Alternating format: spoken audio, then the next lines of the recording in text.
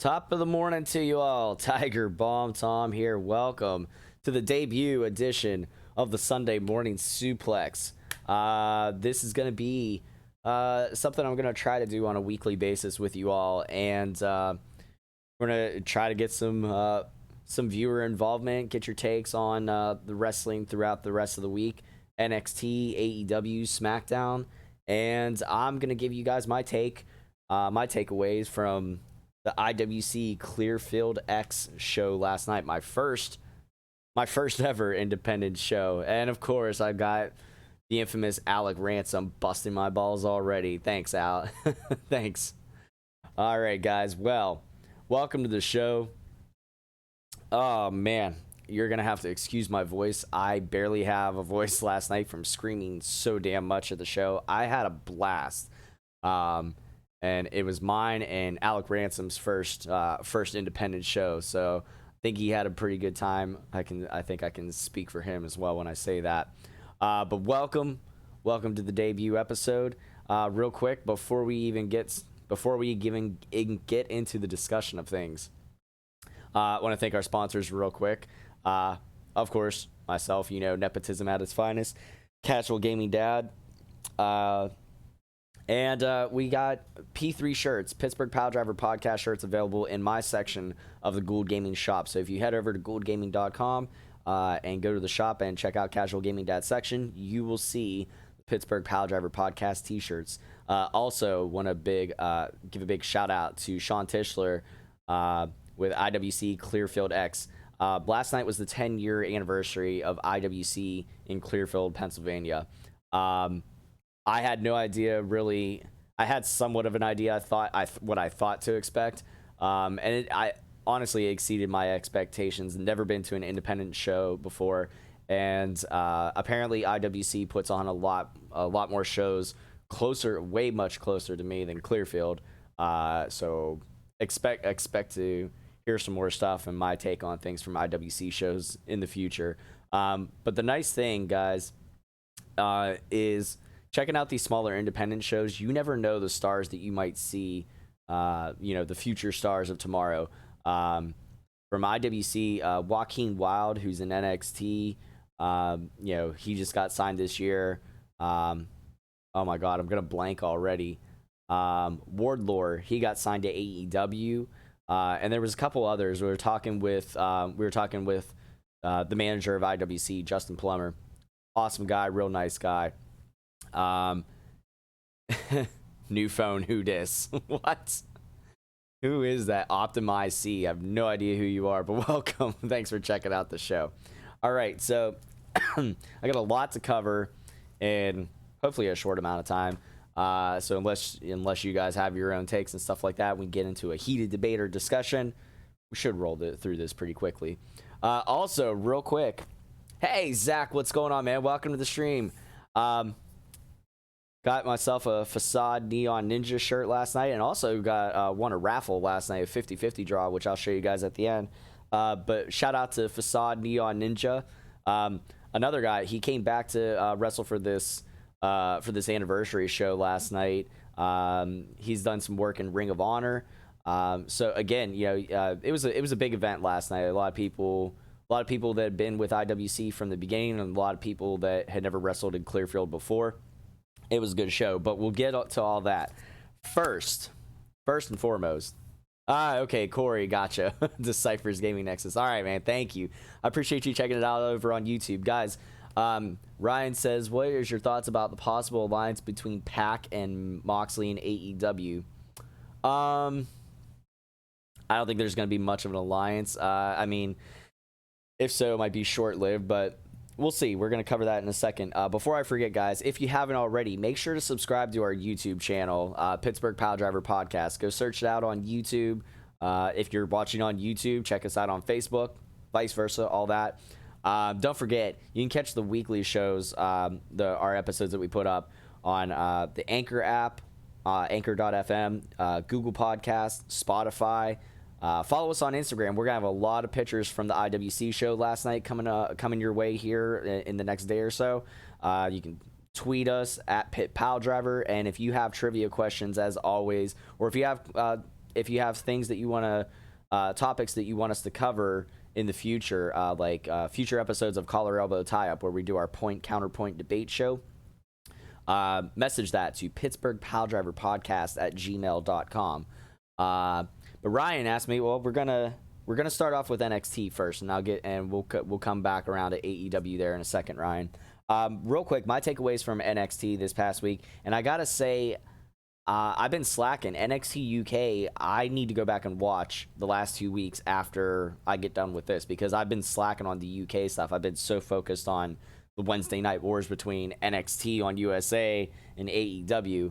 But NXT started off with a really awesome card, really awesome match. Lio Rush versus Drew Gulak for the Cruiserweight Championship, with Lio Rush going over, which I didn't expect that soon. I thought Gulak was going to hold that title for a little while longer. Sorry, got to deny your phone call. I had somebody trying to call me. I'm like, no, I'm doing a show. Honestly, it was a great match. It could have gone longer, a little bit longer if needed, but it didn't feel like it was cut off short or anything like that, in my opinion. Fantastic match from bell to bell with that.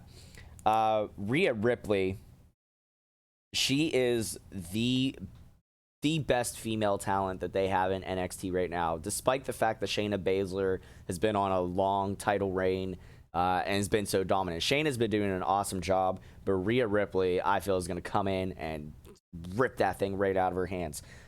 She's got the in-ring ability, she's got the presence and the attitude. She's the total package. Rhea Ripley, I'm so glad that she's in NXT. I know that sucks for NXT UK if she's not going to be over there as much, but regardless of where she goes, she is a dominant force in the women's division, and that's one thing NXT has definitely got up on AEW. I'll say, regardless of ratings, NXT has the best women's division, hands down, right now, and I challenge anybody to convince me otherwise. But the Breezango match, where they tagged against, forget who they were supposed to be tagging against first, and the Forgotten Sons attacked whoever their opponents were. But the Breezango entrance was friggin' hilarious. Literally made me laugh out loud. And Jackson Riker is a beast. Like, holy crap. Zach says, it's nice for Lio Rush to get the belt. I just hope they don't ruin Drew on the main roster. I agreed. And that's the only reason I can see why they had Drew Gulak drop it, is because they're going to put him on Raw or SmackDown. I'm trying to get, well, okay, I'll give you that one, Zach. Britt Baker is awesome. She's an awesome talent in AEW, but I'm talking overall, hands down, like top to bottom. If you think of a women's division, who's a standout star? Honey, the kids are over there. They're hanging out, watching, listening. If you go from top to bottom, who's a standout female athlete in AEW? Britt Baker aside, only because we know her, probably because she is Pittsburgh's own Britt Baker. But I'm just saying, Rhea Ripley has that presence where you think, like, wow, that's a superstar right there. I'm not saying that Britt Baker doesn't have that. I'm all for Britt Baker in AEW. Believe me, she's awesome talent. But NXT, I feel, has the edge on them. But give it time. AEW is still new. We'll get to that. There's some growing pains that AEW is gonna have to go through. Cameron Grimes versus Killian Dane. I was kind of like, why? And like, who goes over in that? And if it was only for, I don't know. Honestly, I'm trying to even remember what even happened in that match. It just kind of ended in a big flub.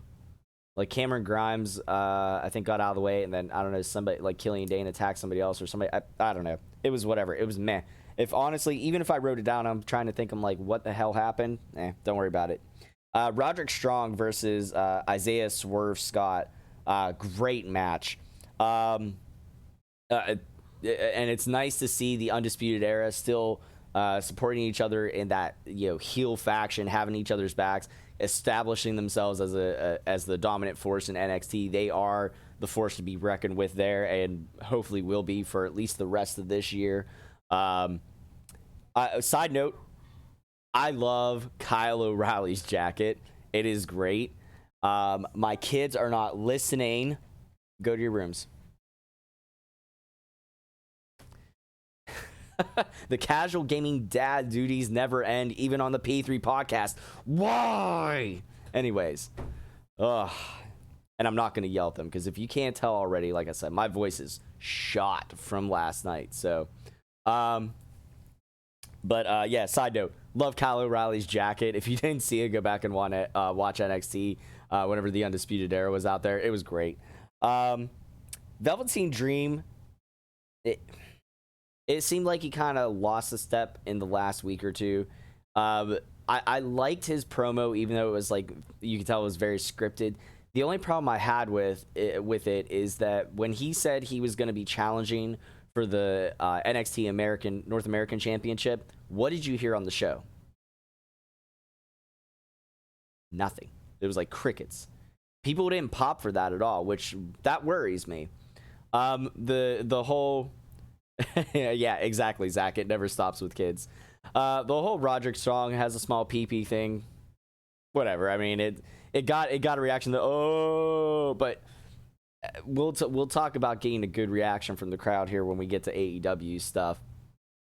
Sean says, "Hey, cuz, just dropped in to give you a like and a share." Thank you, Sean. And guys, like I said, yeah, share it out, spread the word. If you're a wrestling fan, or if you know anybody else that's a wrestling fan, spread the word. Tell them about the Pittsburgh Piledriver podcast. Sean, side note, I did get to talk to Facade last night, and he did mention Sandy's name. So there you go. Small freaking world.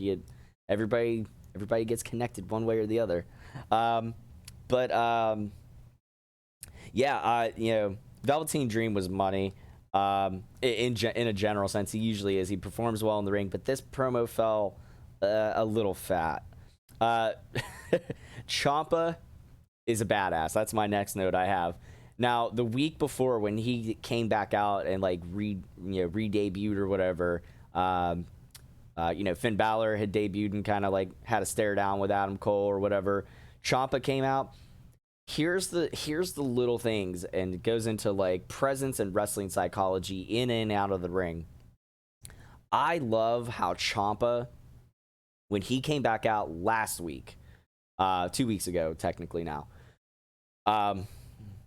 he came out and Adam Cole was up on the entrance ramp. Ciampa came out, and what's the one thing you noticed? Ciampa was staring at the title. Here was Adam Cole. Ciampa's just circling around Adam Cole, not taking his eyes off of old Goldie. He wants that title back, and that right there, I love that. It's I'm not even intimidated by you. I'm not worried you're going to make a move on me. I got my eyes literally and figuratively on the prize, and I'm going to kill you. That was awesome when he did that. I love his entrance music. It's good. It's so good. It gets me pumped up. And then the backstage segment this past week was priceless with Garza. He goes backstage. The interviewer is like waiting on him to come back out to get a word with him. And Angel Garza, who was in the NXT Breakout Tournament, tries to be like, hey, you should want to get an interview with me, right? And she's like, oh no, hey, Ciampa. And then Garza starts talking some Spanish. Ciampa just lays him out. And she's like, what did he say to you? And he's like, I have no idea. And just fucking walks away. I love it. That was great. The women's match with Bianca Belair, and it was great. I think that's the first time I ever saw Bianca Belair do a shooting star press, which was really cool. Yes, thank you, Zach. Yeah, the no one will survive. I love it. Oh my god, it gets me pumped. It makes me honestly, there's certain little nuances in wrestling makes me feel like a kid again. Just great stuff. The main event, Kushida versus Walter, fantastic freaking match top to bottom. The thing with Walter is whenever somebody goes up against him, you look at Walter, not even in the ring, but just look at Walter as a man, and he has this, oh my god, he is a friggin' monster presence. And the thing is he is so good in the ring. that he sells it and works so well that he actually makes you think that his opponent has a chance of beating him. Like, when going into it, you're like, Walter's gonna kill him.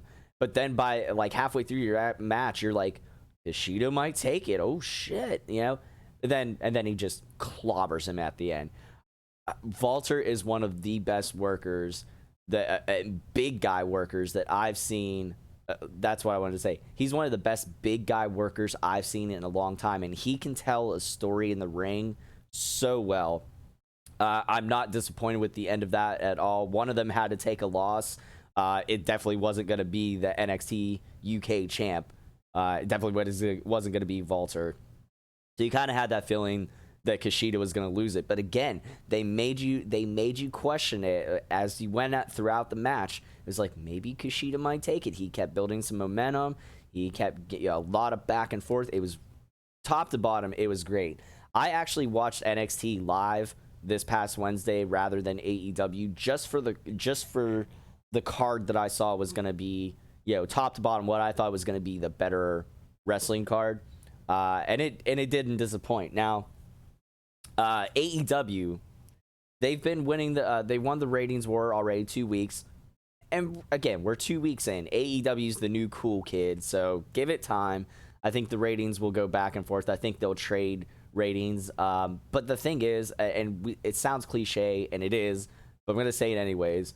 We as the fans are the winners because both shows are putting on these amazing products right now.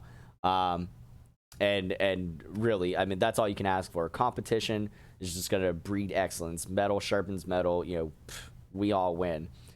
Zach says, definitely has the potential of a Kane or Undertaker type style. Yeah, I mean, you don't even need Walter to do some of the high spots like how Kane or Undertaker did, but he does go up to the top rope every so often, and when he does, you're just like, oh my god, he's gonna kill somebody. So, yeah, awesome match. All right, now on to AEW. The opening match with Young Bucks versus Private Party, awesome match. It was the Bucks are always solid in their matches. Now again, the only thing that the Bucks lack is a little bit of storytelling in the ring and selling and stuff like that. Theirs are the types of matches that are a little bit more spot heavy. So if you like the super oh my god holy shit moments, watch a Young Bucks match. If you've never watched them before, they put on a fantastic performance. I gotta say, excuse me, great save by Excalibur on the commentary whenever he thought that they were going to show like a replay of something that happened in the ring. Excalibur, they didn't have the replay or whatever, he saved it just like that. Excalibur is money on commentary. Him and Tony Schiavone are awesome, and we talked about this on the last episode of the podcast, covering stuff from AEW from episode 1, their debut. 2 weeks ago. JR is kind of he's missed that step, and I know it's probably just old age, whatever, this and that, but Tony Schiavone and Excalibur are carrying that commentary team, and Excalibur is amazing. I love the sharpshooter facebuster. I think something like that would honestly, under normal circumstances, I think that would be a great tag finisher or something like that. That would be amazing. And if you didn't watch it, go back and watch AEW. I love the gin and juice finisher that Private Party does. And Marquez's shooting star press, that was a thing of beauty. He goes and he seems like he's just up in the air forever. And I'm just sitting there watching like, oh my god, he's never gonna come down. So Zach says, super kick party. Was an amazing match, and JR is allowed to mess up. Well, I don't know about that. Well, like I said, we've covered it before. AEW is going to have some growing pains. I understand there needs to be chemistry on the commentary. And some people just have that natural chemistry, and some people don't. I'm gonna sidebar here for a second, and give a perfect example. Us here on the P3 crew, Poot the Bard and Beef the Legend have known each other since forever. and have known Mr. Alec Ransom since like college days. I knew Alec Ransom from way back when we were knee high. And then we just kind of like drifted apart because life carried us in different directions. But we've come back together in this, for the podcast and stuff. And my one concern coming in was like, I hope I don't like mess up their chemistry, because they're obviously three really, really good friends, like best friends. I was like, I hope I don't like screw this up. And I gotta say, from my own perspective, because I go back and I listen to our own episodes and I critique myself and try to see where I can improve in things. I gotta say we have a pretty damn good chemistry for the four of us. We play well off of each other. Sometimes you just have that natural chemistry with people, and other times it takes a while. And that may be the case with JR and Tony and Excalibur on the commentary.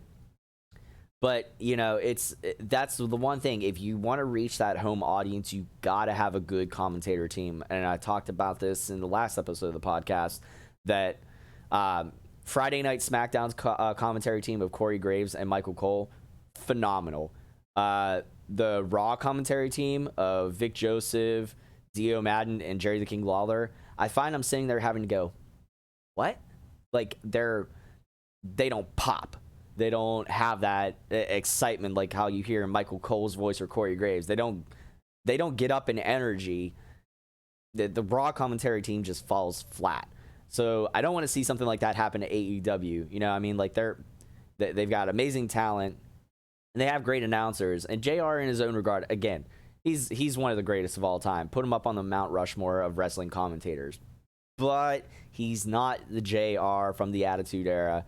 You know, him and the King had a great chemistry because JR was the straight guy, call guy, and Jerry the King Lawler, was a little bit of a heel, color commentator, and they played well off of each other, and you need that dynamic, and I just don't think they have that in AEW yet. But getting on to things, I feel like I love what the AEW is doing with the picture-in-picture thing. Going into commercial breaks, so you still see the action going on. I love that. I wish wrestling shows would do that all the time if they could. I don't know what the deal is as far as like if it costs more or something when they're running commercials, or if it takes away from any of the revenue from the sponsors or anything that they're getting. I don't know the ins and out why they don't do that more often, but they need to do that more often. But in this case, I don't think it was necessary for Private Party's celebration. They were just kind of putzing around the arena like, hey, we won, and they made it seem like they won the friggin' tag team championships, and they won one match. Okay, I get it was a big match against the Young Bucks. That is a big deal. Private Party going over. Yes, Beef the Legend's in here. What's going on, man? He said, nice shirt, hashtag Neon Ninja. Go Ninja, go Ninja, go. Facade Neon Ninja, shout out to him and his beautiful girl Danny. They were awesome last night. I was glad to see them there. I got a chance to actually work with Facade. He was a client of mine. Awesome to see him again. And he remembered who I was for the most part. Got the name wrong, but CTEs will do that to you, as he well said. So, I don't feel like the picture-in-picture thing was necessary for Private Party's victory. It felt dragged out. I'm just like, oh my God, I don't care. Like, they could have cut to a commercial break, come back, and introduce the next match, and I would have been perfectly fine with that. But I digress. That's my take on it. And again, this is why I'm doing this here. I want to get your guys' take on things. Zach is quick on it here. He says, we have a drinking game for when Michael Cole screws up, and I've been drunk because of him. And yeah, I hear that. Throw a flag on Private Party celebration. Exact. Thank you. I'm glad. You see, I'm glad I'm not the only one thinking like that. But if there are people that disagree with me, by all means, comment. Let me know. We like points of contention. Beef is the ultimate contrarian, and last night was proving that during IWC's main event. So I think he likes to be a contrarian for contrarian's sake. But it brings for good conversation and good points of debate. So, all right. Here's the big thing from AEW last night. Chris Jericho's promo segment, where he brought in the Inner Circle and introduced all the guys: Sammy Guevara, Santana, Ortiz, and Jake Hagar, a.k.a. Jack Swagger from from WWE, formerly of WWE. Beef says it was a huge upset. Yeah, Private Party over the Bucks, definitely. I don't think anybody saw that coming. I mean, I don't want to say like, oh, I knew what was gonna happen. I had a feeling maybe the Bucks weren't gonna go over. I felt like, for as much as they've been winning so much against the Lucha Brothers and stuff like that, I think they probably wanted to put over a younger team. And don't get me wrong, we're going to see those AEW tag team titles on the Bucks in the future. But again, I don't think they probably wanted to. They know they're like the best tag team in the world. I don't think the Bucks have anything to prove to any big wrestling fans who know who they are and stuff like that. We know. Those of us that know have seen the Bucks and stuff, we know they're awesome. They are the best tag team in the world, hands down. I'm just gonna say that right now. But you know, it was considered by most people's eyes an upset because you know, just because of who the Bucks are and how unknown Private Party is. Beef says he has zero problem with their celebration. See, damn you, contrarian. Well, we can talk about it, but and like I said, if Beef or Ransom or any of the other fellas want to video call in, I will put you on speakerphone and you can be on here. I'm all for it. So Jericho's promo segment, absolute money. Sammy Guevara is so lucky to be getting the rub from Jericho right now. He's a great talent. AEW's lucky to have him. He had an amazing match with Cody on the debut of AEW Dynamite. I mean, it's just, what can you say? Zach says, put me on speakerphone, bro. I would do that, but I have Beef in like a group chat, so it's easier to do that. But I got you, Zach. I see you there. Clever nods by Jericho, saying, throwing shade at WWE, saying, we're not next, we're now. Throwing shade at NXT. I love it. Very clever. Saying that, whoever made the list, a little nod back to the list days, because everybody still loves the list of Jericho. We still want to do that. You just made the list. Everybody wants to do that. Any wrestling fan wants to do that. Trust me. What else?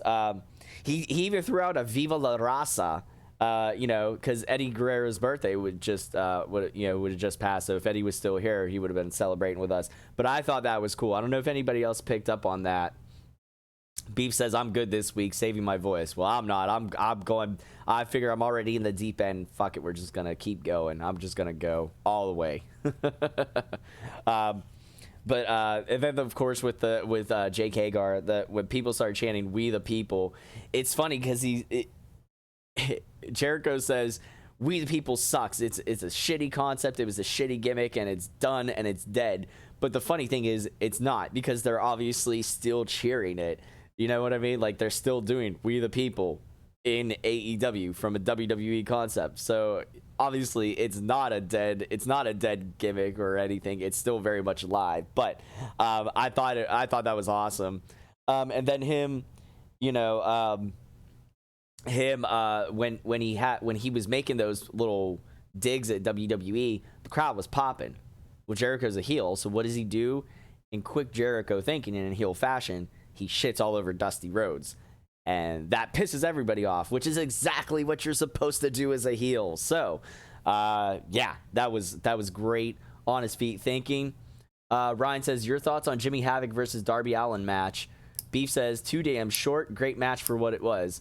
Well, I think we're gonna get to that actually coming up next. So yeah, you'll get my thoughts on that here in just a second. And I also love Jake Hagar just looking like a friggin' psychopath, just waiting to snap. He's just standing there, just stone cold emotions, just whatever. I thought that was really cool too. So actually, yeah, the very next thing I have written down, Darby Allin versus Jimmy Havoc. This is where they could have used the picture-in-picture in the match. They cut away to a commercial break, and I think instead of having it during the private party segment, if they're only allotted X amount of picture-in-picture things, this is where they should have done it, because this was an important match. Whoever won this match gets to challenge Jericho next week for the AEW World Heavyweight title. Why would you not have a picture-in-picture and keep the keep the action going? Very underused was Jake in WWE. I agree, Zach. He was underused. I mean, he did win a world title. He did, he won Money in the Bank. He won a world title. Him and Cesaro were a good tag team, but it felt like it was just one of those things. He never got to that next level. You know what I mean? But I agree. Very underused for sure. Yeah, the Jimmy Allen, Jimmy Allen. I'm crossing the two. Jimmy Havoc versus Darby Allin match. They could fight forever, and I'd be okay with it. But again, for what it was a great match. And I think in the future, I could see them being a tag team if they just need to throw them together for some reason and they don't have anything individually for them storyline wise. Throw them together as a tag team. That would be a pretty creepy, awesome tag team right there. I don't know. What do you guys think? But yeah, that was my big critique of that one, was the lack of the picture-in-picture during the commercial break. They should have done that. So I don't know. Yeah, that's my take. The women's match, Bea Priestley and Sakura versus Britt Baker and Rio. Again, this is, I think, just kind of a lack of reps in the ring and being familiar and having a chemistry with people. Sakura looked very awkward waiting for that floor spot whenever Bea Priestley and Britt Baker were outside, because Sakura tagged in Bea Priestley, and Bea Priestley, instead of attacking Riho there in the ring, makes a beeline straight for Britt Baker, which is, I get it. You want to preserve that animosity that the two of those have and keep that storyline going. But ring psychology otherwise tells you, like, okay, attack your opponent in the ring, win the match. I don't know. It's some of the things they're doing ring psychology wise in AEW, or how lenient the referees are being with it, like where there's stuff that should lean towards gain a disqualification, but they're not. We're gonna get a little bit more to that in one of the next matches, but still, some of the ring psychology stuff is a little off, and I think they need to work on that. That's just my take. Beef says, I love the AEW mid-card. Me too. They have a fantastic mid-card. Zach says, I think Darby Allin is a big thing for AEW in the future. I agree. Darby Allin, MJF. I mean, it's kind of weird. I guess you could if you really sit down, you could sit and pick out who's the top tier and who's the mid-card or whatever in AEW, but it's still so early to tell who they're going to push and who they're not. But I do agree, Darby Allin's going to be a big thing in the future. So yeah, like I said, the women's tag team match here, Sakura looked a little awkward waiting for the floor spot. It felt like it took forever. Awkward Irish rip reversal. And then when Bea Priestley was supposed to be going over, she was getting either Irish whipped or whatever, and or got thrown over the rope. She kind of botched that and stepped on the bottom rope, and it just looked weird. Like she forcefully put herself over. Normally, somebody gets Irish whipped over or thrown over, it's pretty fluid. It was awkward. And then Sakura seemed awkward. If you're a heel, act like it. She seemed like she was pandering to the crowd. I was trying to get the crowd riled up for the match itself. You're a heel, you don't care if I don't know, that is just it was weird. But the one thing I did from the end of that match was Britt Baker's submission that she started, and then she added in the mandible claw for her character. That is perfect. Mandible claw, she's a dentist, duh, yes, use that. Perfect. I'm glad she did that, and I hope she keeps doing that. I hope she adds that in. If you don't know what I'm talking about, go back and watch AEW and watch the women's tag team match with Bea Priestley and Sakura versus Britt Baker and Rio. fast forward to the end where you see Britt Baker, Pittsburgh's own, lock in the submission and add in that added mandible claw. Perfect. Love it. And then I just got to say, in general, I don't remember where I put this from because sometimes I remembered stuff after the fact. The referee Aubrey, the one who reffed like the AEW World Title match, you see her. She's a very skinny girl. It kind of seems like her lipstick's a little brighter or whatever, but I don't remember her last name. But I've just put referee Aubrey is the toughest ref ever because she doesn't take shit from anybody, and I like it. All right, so here we go. This is where I was gonna say the ring psychology stuff. Beef says, you don't think it's an issue with the Fiend using the claw? No, they're two separate companies. Who cares? You can't. I mean, there's only so many moves to go around. You only have so many things that you can do. Obviously, some people are going to use the same sort of move, and it might be called something else. But with hers, it was like she had that submission hold, but the mandible claw was like the extra little thing to push it over the edge.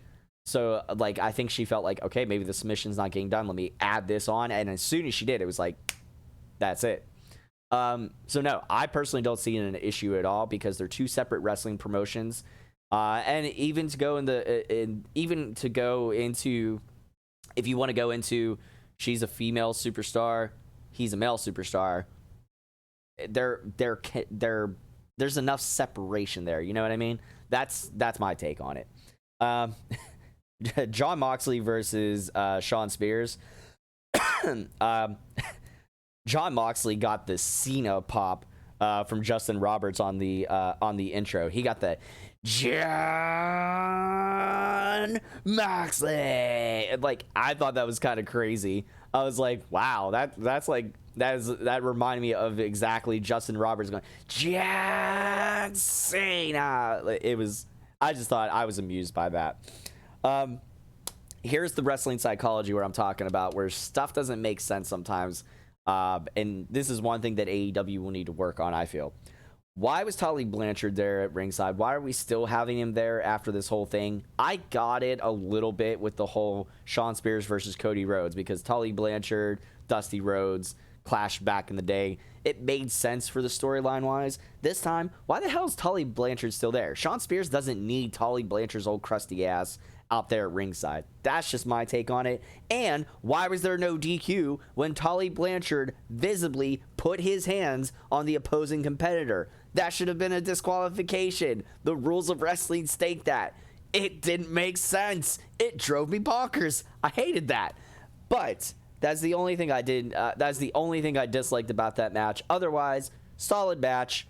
John Moxley's a great worker, and so is Shawn Spears, who is also very underused and underrated in WWE. So that's my take on that. Zach says Bray can use the claw as long as the next person he does it on is Brock. Bray can keep using. Listen, Bray using the mandible claw, it works. They work on two separate levels. Bray using it is because it's just a very, like, he's that very nightmarish, it's going to take you down, drag you down, and choke you out sort of thing. And it's going to slowly, like, suffocate you to death or whatever. And that's kind of the Fiend persona. He's going to creep in, he's going to suffocate and suck the life out of you and just take you down and drag you to hell. Britt Baker works because, from a literal sense, she's a dentist. Why not do something where you're gonna, jam your fingers into somebody's mouth and fuck with their teeth or whatever? It just makes sense on two separate levels, and that's why I don't have. That's why I have no problems with both of them using a mandible claw. Why not? Tully fucked up, had no idea what he's doing. Exactly. He looked very lost. And Taylor said there's also a rule in wrestling that there is no DQ in Hell in a Cell, but here we are. We covered that before in our last episode, and I'm just going to touch on it very briefly, Zach, is that there wasn't a DQ at the end of the Hell in a Cell match. It was referee stoppage. There's a difference. But even still, when has there ever been a referee stoppage in a Hell in a Cell match? There hasn't been. that whole ending was botched up. If you go back and listen to our last episode of the Pittsburgh Piledriver podcast, you'll get our takes on it. I don't want to touch on that because we already did, but that's what I'm going to say. There was a difference in that. I still didn't like the ending, and a lot of people didn't, but I digress. Let's move on to what happened here. Let's see. Main event. Okay, here again, a little bit more wrestling psychology. I know there's been some negative things that I'm putting here, but overall, don't get me wrong, AEW is a great show. It's these little things, and this is stuff that I'm picking apart as like just critiquing. As a fan, I enjoyed AEW and NXT, and I enjoy them. I've enjoyed them both the last 2 weeks so far. But I'm gonna pick out things that don't make sense to me after being somebody who's watched it for years and years and years, and is like, okay, like normal wrestling psychology tells me this didn't make sense. Why didn't Sammy Guevara go save Jericho in the beginning of the match whenever there was, when Jericho was getting his ass kicked outside? I get it, they're heels or whatever, but Jericho just said, these are the guys, he said in his promo earlier, this is Jericho's words, these are the guys that are the closest to me. They're my inner circle. If I'm getting my ass kicked in the outside of the ring and my tag team partner doesn't come save me and he's supposed to be in my inner circle, fuck him. Like, what are you doing? Why did you come save me, man? I don't know. That bothered me. Because Sammy got tagged in. Sammy was the legal man, but Jericho was getting his ass beat outside. It doesn't matter. Go save your partner. You're his inner circle. Go save him. That bothered me. That really bothered me. What else there? I don't feel like the cameras were in the proper position for whenever Adam Page did his moonsault to the outside. Again, growing pains and little technical things that they just missed the cue there. But shit like that happens. I get it. It's just, again, that's a little thing that I noticed, and I'm gonna give you the good and the bad. You know what I mean? So, he says, "I'll save you, bro. Don't worry." Thank you, Zach. I appreciate you. And then last thing there was the ending was slightly overbooked. And I put, here's a question, and these were all gut reactions that I had watching it. And since then, some of it I've come back and I've circled around to, and I'm like, okay, well, yeah, this is why. And this is one of those cases. Ending was slightly overbooked. You had like 20,000 freaking people out there. You didn't really need all of that. But why is MJF helping Cody if he's a heel? We were actually just talking about this in the car ride yesterday, me and the fellas, on the way to, maybe back from Clearfield last night. So MJF is supposed to be a shit-eating heel. He plays the perfect shit-eating heel. If you listen to interviews he's done, he stays and keeps in kayfabe and everything like that. Really good. Side note, Jackson Argos, the IWC champ, did the same thing last night when we talked to him. We said, hey, great match tonight. We thought it was really good. He's like, thanks. I love me too. Perfect. Perfect heel stuff. Anyways, getting back to MJF. When he came in and he had that moment of hesitation where he looked like is he going to hit Cody or is he going to save him? If they're building towards an eventual full turn of MJF turning on Cody, that's great. And I understand Cody said a long time ago that, it's not about having faces or heels or whatever. It's not about having faces or heels. So you're going to see a lot of tweener stuff going on. Okay. If it's going to build towards MJF, eventually, if Cody has the title for some reason and it builds towards MJF turning on his best friend Cody and taking that full on, like, okay, now I am fully committed heel role, that's great. I'm okay with it then. If it just kind of doesn't do anything, then it makes no sense to me. But we'll see. Time will tell with that one. Before we get to the SmackDown card, guys, again, I just want to take a second to thank you all for tuning in. Those of you that are watching on Facebook and YouTube, we're live on both. If you haven't already, go subscribe to the YouTube channel, Pittsburgh Piledriver Podcast. If you haven't checked us out on Facebook, give us a like and a follow, share, tell your friends about it, tell your friends about the YouTube channel, tell them to check it out. You can catch our weekly episodes that we do on YouTube when we upload them. You can listen to the audio as well. Besides on YouTube, you can listen to it on the Anchor app, on Spotify, on Google Podcast. Links for those are in the YouTube video description as well. The links to our Facebook page, the Anchor link, the Spotify link. Google Podcast doesn't have a link, but download Google Podcasts on your smartphone. That's where I listen to my apps on, and I love it. So there's that. Follow us on Instagram. We're going to have some pictures from the IWC show coming up within the next day or two here. So Beef, tell your lovely wife, the belle of the brawl, to get on it today. Beef says 100% MJF turns on Cody at Full Gear. I'll be looking forward to that. I hope you're right, Beef. And then you can also tweet us at Pit Pile Driver. I'm not really on there, but Beef, his Twitter fingers are usually pretty strong, so add him if you want and stuff like that. Beef the Legend 42. And then also, if you have any questions for us or topics that you want to hear discussed on the show in the future, if you have any wrestling trivia for the Stump the Chumps segment of our episodes, email us, pittsburghpiledriverpodcast@gmail.com.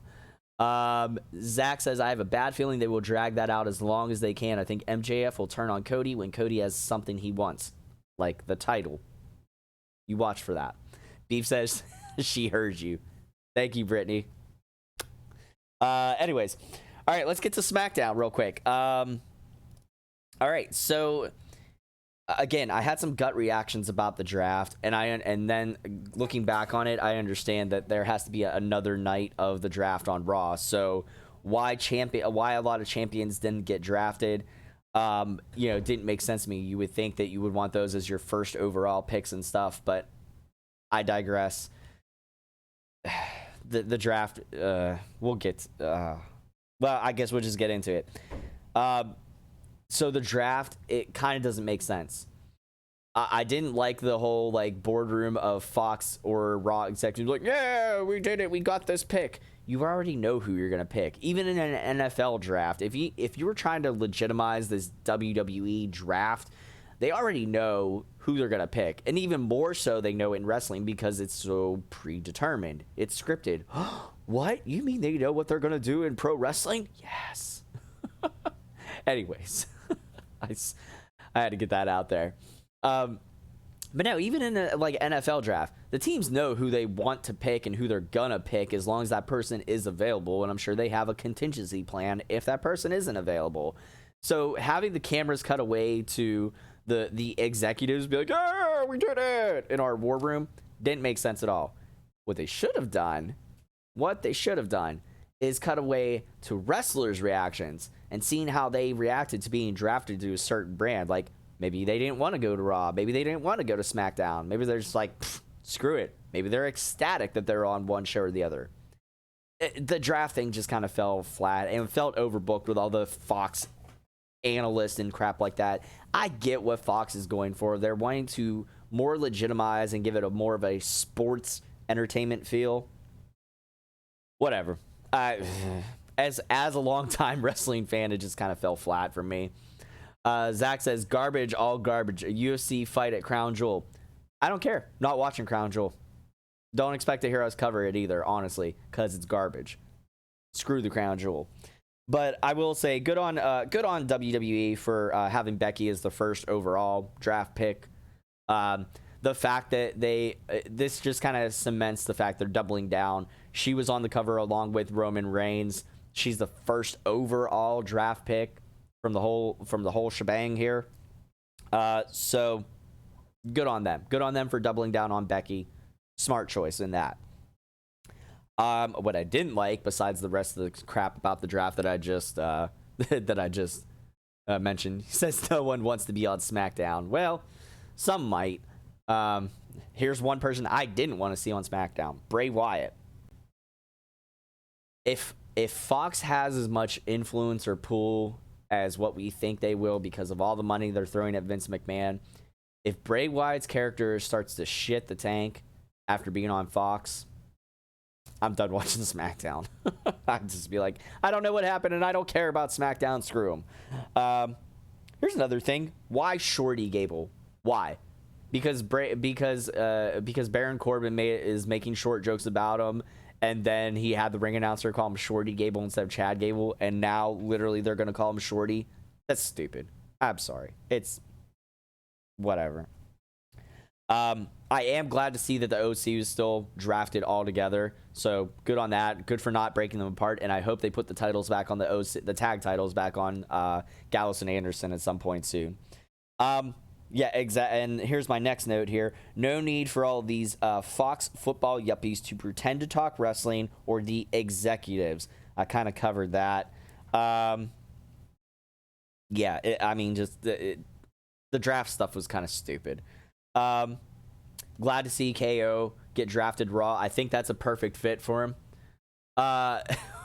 Beef says, would Becky be a hashtag man time? She's better than man dime, buddy. Let me tell you that. And guys probably don't know what Beef's talking about, but there's a wrestler at IWC called Man Dime, and very reminds you of a very old cocky, like Shawn Michaels-esque, you know, when Shawn Michaels was in his bad boy phase, and he would have Sensational Sherry come out with him, or whoever, like holding the mirror, and he'd be, you know, admiring himself and stuff. That's kind of what Man Dime reminds me of. Zach says Bray went to SmackDown because he's the hottest thing in WWE, and they will ruin him eventually. Sadly, I think I agree with you with Bray being on SmackDown. If Bray was on Raw, that's perfect. Let him and Heyman bounce ideas off of one another and stuff. But SmackDown, not a good fit for Bray. I don't like it. Prove me wrong. Prove me wrong, Fox and WWE. Make Bray Wyatt relevant. Push him to the moon. Have him be relevant 6 months from now and a year from now. Prove me wrong. Please. I beg you. But KO, Kevin Owens to Raw. Good smart play by WWE to put him on that show. I think he will do. I think Paul Heyman will do wonders with him, and that'll be a perfect fit creatively and everything like that. Not gonna lie, forgot the Revival were even SmackDown Tag Team Champions when they got drafted. I'm like, oh, they're still okay, sure.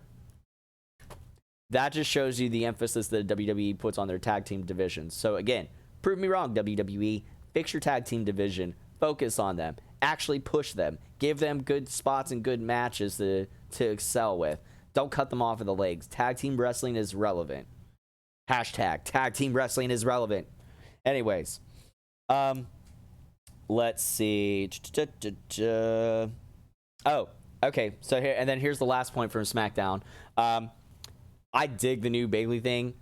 I wasn't hot on the idea of hot potato in the title, but then after, again, sitting back and looking at it in retrospect, it made sense because it took Bayley losing the title at Hell in a Cell to get broken down and make this full heel turn. Like, she was already aligned with Sasha and she was a bad person, whatever. But having her come out when she did, she came out to the normal entrance and then just stopped. And then she just had that moment where she's like, nah, I'm done with this. And she picked up the axe or whatever and started just killing the blow up inflatable buddies. Loved it. That's what we've been waiting for with the Bayley heel turn. That's what we've all wanted. Thank you for finally giving that to us. And then the fact that at the end that she won the title back, that now I'm okay with it. Like, it makes sense to me looking back at it. I had to take a second and be like, and get out of the moment and then just really look at it and think like, okay, what's the bigger picture? Now it makes sense why she lost at Hell in a Cell. And she gets the title back. Charlotte still gets a 10th title reign. Woo to her. And now Bayley gets another title reign. Zach's... Oh, wait, here we go. Beef says, AEW tag teams are light years ahead of Raw and SmackDown. 100% agree. Zach says, I'm just very happy Balor's in NXT and KO's on Raw. And Bayley is finally a badass. Yes. She got rid of the side ponytail. The inflatable friends are done. And if you notice, when she came out with her normal music at the beginning, at the end of the match when she won, they have different music for her. I like it. I didn't hear enough of it to really know what was going on. Hey, what's going on, babe? Welcome. Sorry, you tried calling a couple of times and I had to ignore your call because I'm live. But You understand? I'm sure. I'll be done here soon. Trust me. So come over whenever you're ready. Anyways. That said, I do like the fact that they gave her new music. I didn't really get a chance to listen to it yet, and really get a good feel for it. So when she's out on TV next week and we get a chance to actually hear it, then I can make a judgment call on it, whether or not I like it. The one bad note from the end of this match, though, was bad on production. Bailey was in the ring and she was on the mic cutting a post-match promo or whatever. And they had the graphic up for the draft, and they were talking about the draft. And then you could tell they like cut away real quick, and they got back to Bailey just in time to have you hear her say, "Bitches," and I'm like, "Whoa, okay, well, like that's happening." And then she's like, "Screw all of you," and that was it. I was like, I wanted to hear more. I wanted to hear what she had to say before bitches. Like what? Hoes and bitches? I don't know. But anyways, Bailey heel turn, awesome. So there is that. Now, IWC Clearfield X. For those of you who aren't aware of what IWC is or anything like that, you're probably like, who the hell is Neon Ninja Facade? Why do I care? Is an independent show, and I've never been to an independent show before. Zach says Raw will be a better show, but WWE will survive with NXT. SmackDown will have the worst ratings. I wouldn't. Don't say things we can't take back, Zach, because Fox is a bigger network and has way more potential eyes on than USA does. So the ratings, even if SmackDown does bad ratings, they're probably still going to be more than what Raw is by comparison. But that's comparing apples and oranges, because it's Fox is here, it's a much bigger network than USA or TNT. So it's hard to you can't really compare the two. USA and TNT you can compare because they're both about that same type of big, they're both about as big of a network as one another. But that's why the Wednesday Night Wars work out, because they're right there. But you really can't compare Fox to those other ones. They're just, Fox is in a separate league. But anyways, IWC, I am now full on ready to go out and support the independent shows and stuff like that. I don't care. I'll go to whatever bingo hall, fire hall, event center, wherever, because I had such a blast last night, and you can hear my voice is still suffering. I had such a blast last night with my buddies. Slap hands with the wrestlers as they come out. We were front row. Slap hands with the wrestlers on the way out. That was cool. Whether they were face or heel, I didn't care. Just get interaction with the wrestlers. Went to talk to a few of them, get some pictures and stuff like that. They all seem very appreciative to be there. That the fact that you're coming out and supporting them, because they very well may be the stars of tomorrow. Again, Joaquin Wilde, Wardlore, and there was a couple others that I don't remember who got signed. Somebody got signed to Impact this year. Somebody else maybe got signed to Raw, Ring of Honor. Neon Ninja Facade has done work in Ring of Honor.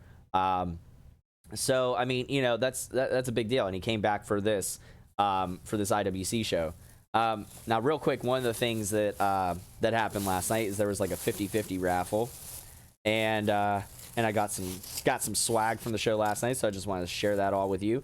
I did, however, this was not part of the 50-50 raffle. This was just at the regular merch table that I didn't get a good look at this yet, so we're gonna look at it together. A little unboxing on here. So we got the IWC shirt, International Wrestling Cartel, so go check them out. What else we got? Of course, we got a couple little flyers because they got to throw that in with the giveaway bag. This is stuff from the 50-50 raffle. Here you go. Here's another. Here's your next IWC thing. Wednesday, November 27th, the Avalon Hotel in Erie, PA. They're going to be there. Yeah, you got some stuff going on there. But go check out IWC. What else? Okay, so what do we got here? So I did like an arm's length of tickets for like $10 or something. We got a tank top here. just in time for winter, you know. Big league John McChesney. Got a shirt there.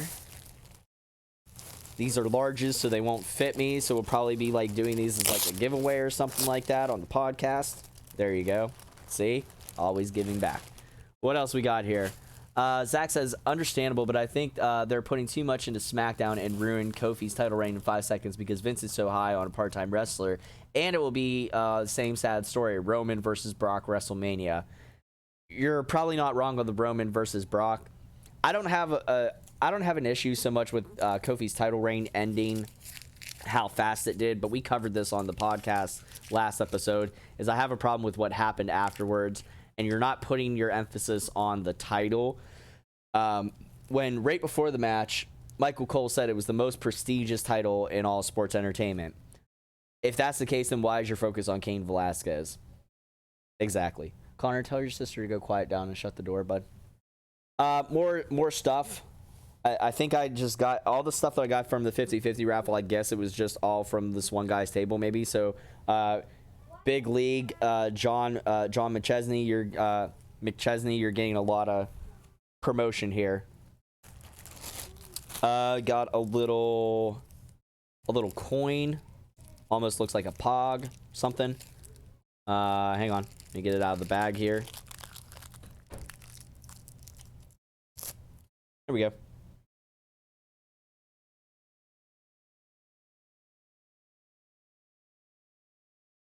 So there's that. Pay attention and I tell you. What else? Oh, a couple more shirts here. We got like, damn. I got like 4 shirts in here. It's actually kind of cool. This is the first time I'm actually getting to look at this stuff because we got back so late last night. I didn't get a chance to really look at this stuff. I didn't get home last night till like 2 in the morning because we had to drive back from Clearfield, and then I had to drive from like Butler. Another big league shirt. All these large shirts, and I wear a medium. Damn it. And then the last shirt. What do we got here?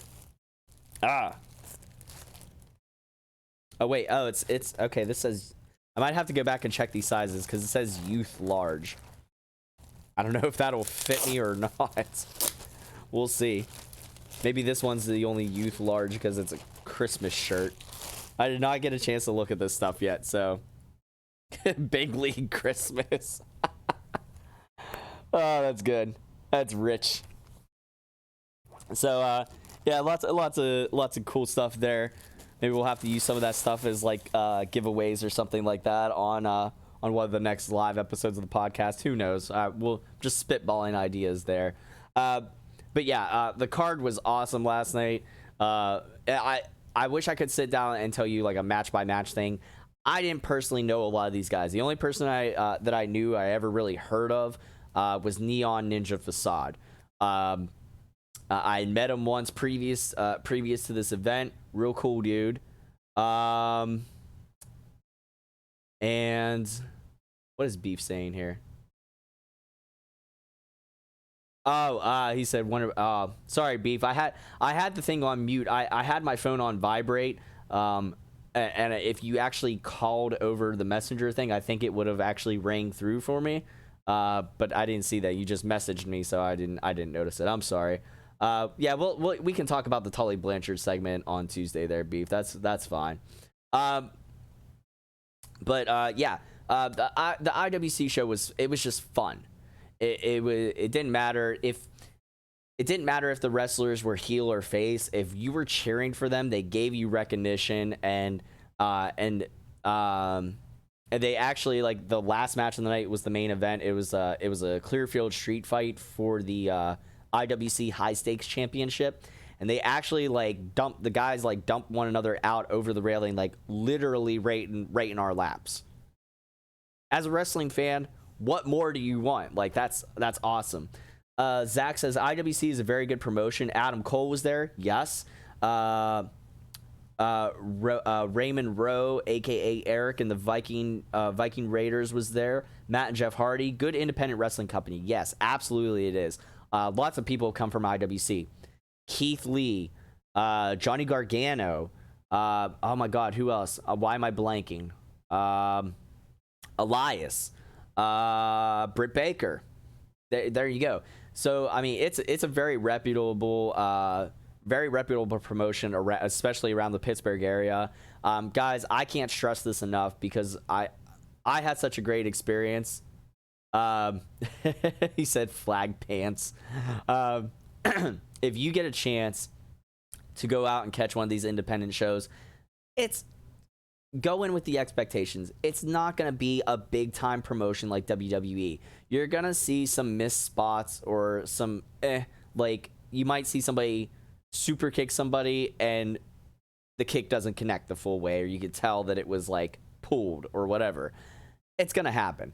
These are it's going to be production wise, but it's fun. It's fun to get out there. It's fun to talk to these people. And it's fun to just have the interaction. Like at one point, was Johnny Gargano's wait, are you asking me what was? Oh, Flag Pants was Johnny Gargano's IWC name. Gotcha. Okay. Okay, I was trying to piece together the two comments there, Zach. Got it. No, but like honestly, it was just such a fun time. And when you hear about wrestlers talking about working for a hot dog and a handshake back in the day, this is what they're talking about. When you hear Daniel Bryan talking about, if I can't wrestle in WWE, I'd go back and wrestle in bingo halls and school gyms and this and that. This is what he's talking about. But the thing is it's a stepping stone, and it's where you get your start, and you hone your craft, and you get in the reps in the ring and stuff like that. And then you never know, 2-3 years, you might see that person on WWE TV, or you might see them on AEW. You just never know who you're gonna see. And that was awesome, and I wish all those wrestlers nothing but the best, and the best of luck with that. Side note, again, a little bit of favoritism. Neon Ninja Facade, awesome dude. I really hope him and Danny get a really good break here in the very near future. So I'm wishing you the best with that, Neon. You had a great match. He had a great match against. Oh my God, Jackson Argos. I brain farted for a second. Jackson Argos, who is the current IWC heavyweight champion. Fantastic match. Again, Argos was great to talk to last night because he kept kayfabe. When we went to talk to him, we told him like, hey, we really enjoyed the match, and he's like, yeah, I'm a big fan of me too. Loved it. I loved it. I love the shit-eating, like, cocky heel.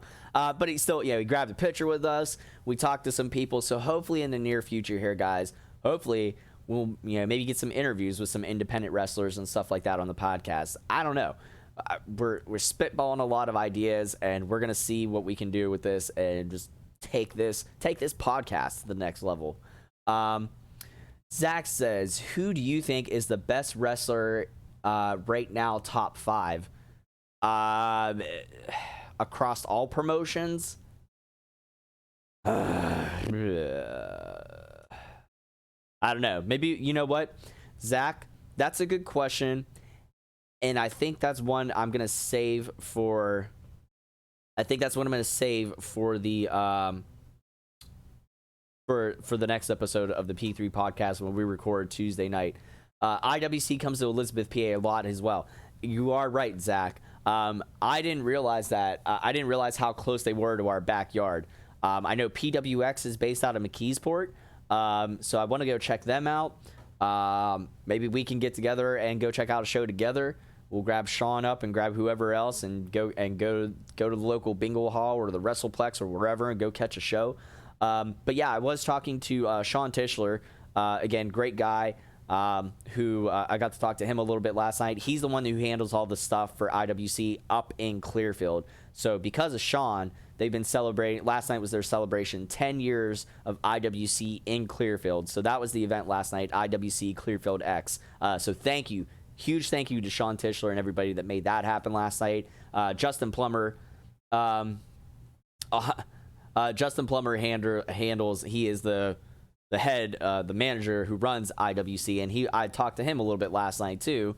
And he mentioned the same thing, Zach, that they do a lot of stuff out of Elizabeth. So yeah, I definitely expect to be going with myself and the kids and possibly the girlfriend to catch a lot of IWC local independent wrestling shows in the near future. Austin says, "Did you interview Undertaker?" No. Are you high? Have you seen how many likes our page has? We're nowhere near that level. And Undertaker was not at IWC Clearfield X. So no, Austin, we didn't. We didn't interview anybody last night just because we had such a long drive back, but we're making the connection. We're talking to people, putting the bug in their ear to check out the show here, check out the Pittsburgh Pile Driver podcast. And that is my perfect segue out to remind you guys to check out the Pittsburgh Pile Driver podcast. Catch us here on Facebook, YouTube. Give the pages a like, a follow, share, subscribe, all that good stuff. Listen to us on Google Podcasts, the Anchor app, Anchor.fm, Spotify. The links for the Facebook, Spotify, and Anchor are all in the video description on our YouTube channel in this video description. So go check it out if you want the links straight to that. Also, speaking of people to thank, again, I want to thank Sean Tischler with his work with IWC Clearfield X last night. And we'll probably be promoting it'll be a ways away in April when they come back through Clearfield again. But we'll keep promoting that for Sean. He's doing some great work there. And also, for my section, the Casual Gaming Dad section of the Gould Gaming shop, you can get your own Pittsburgh Pile Driver podcast t-shirt. So make sure to check that out and go support those pages as well. You know, little self-promotion for myself, Casual Gaming Dad. Check me out. Links to my Facebook page are in the video description on the YouTube video here. And if you're already watching me on Facebook, then you can find me on there. You can find me on Facebook, YouTube, Twitch, all that good stuff. Like I said, we have these Pittsburgh Pile Driver podcast t-shirts available over on Gould Gaming on their shop, so go check them out. They're in my section, Casual Gaming Dad section of the Gould Gaming shop. Austin says, "Oh, okay, my bad." No problem, Austin. I just had to put that out there. I'm like, we're not that big. Trust me. We just started this podcast. The fellas just started it back in like end of March, and then brought me on board shortly after. So I just wanted to. That was part of my collaboration with them to help them grow their page, since I've been doing the streaming and stuff for a little while, and just kind of getting some of that crossover audience of gamers and wrestling fans, vice versa. And I lost my chat. Oh no. Oh God, help me. Hang on. I lost the Facebook chat. I got to get it back. I'm getting there. Give me 1 second. Come on. And there we are. Got it. Okay. Now that that's back again. But anyways, I want to thank everybody that came in. Thanks for checking this out. And like I said, I'm going to do more of these, pretty much on a weekly basis if I can. Sunday mornings. We got started a little late today, and wow, I did not realize we ran as long as we did. I thought it was going to be like a little half-hour show, and it turned into like an hour-and-a-half show. So yeah, thanks for tuning in and watching. If you like this show, support the Pittsburgh Pile Driver podcast in whatever way you can. Spread the word. Get the merchandise if you can. Again, shirts available over on Gould Gaming, so check them out. And that's going to wrap it up for me. I need to get out of here and get lunch. Zach says, "I'll send you a message on Facebook, and I'll keep an eye out for IWC and Elizabeth." Thank you, Zach. Looking forward to it. All right, guys, that's going to do it for me. So on behalf of the rest of the crew of the P3 crew, Beef the Legend, Alec Ransom, and your reigning, defending, undisputed, blah, blah, blah, blah, blah. No. The cruiserweight champion of the P3 podcast, Poot the Bard, baby. This is Tiger Bomb Tom signing off, saying have a great day, enjoy the wrestling, and we'll catch you next episode.